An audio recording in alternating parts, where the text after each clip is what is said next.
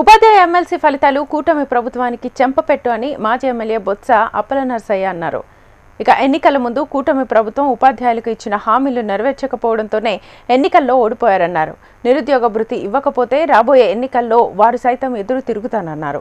ఇక రానున్న రోజుల్లో ప్రభుత్వానికి ప్రజలు 2 చెంపలు వాయిస్తారన్నారు బొత్స.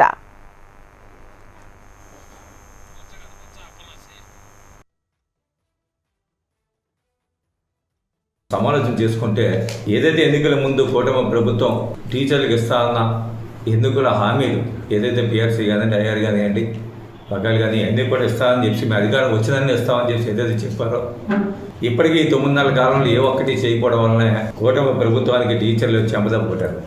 కానీ ఈ 9 నెలల కాలంలో పట్టభద్రులకు ఇంకో ఆశ ఏదంటే నిరుద్యోగ భృతి ఇస్తామని చిన్న ఆశతోనే ఈ రోజేమో పట్టభద్రులు మరి విజయం సాధించారు. కానీ ఆ నిరుద్యోగ భృతి కూడా మరి వచ్చే ఏడాదిగా ఇవ్వకపోతే ఆ ఎన్నికల్లో పట్టభద్రుల ఎన్నికలు వస్తే ఆ పట్టభద్రులు కూడా తమ సత్తా ఏటో ఈ కూటమి ప్రభుత్వం చూపెడతారు. ఎందుకంటే చిన్న ఆశ ఉంటుంది కదా మనిషికి, ఒక ఆశ జీవి. ఆ ఆశ వల్లే మీరు ఇచ్చిన పొలవపాలకు లొంగే ప్రజలు కూడా మీకు అధికారం కట్టపెట్టారు తప్ప మీరేదో పొడిగాలని చెప్పేసి ప్రజలేమో మీరేదో సాధిస్తారని చూసి ప్రజలు అధికారం కట్టపెట్టలేదు. ఎందుకంటే ఏ ఒక్క హామీ కూడా ఎన్నికలు ఇచ్చిన హామీల్లో ఇందాక మా పార్టీ పేరు చెప్పినట్టే ఒక్క పెన్షన్ తప్ప ఏ ఒక్కటి కూడా ఇచ్చే పరిస్థితి కనిపించట్లేదు.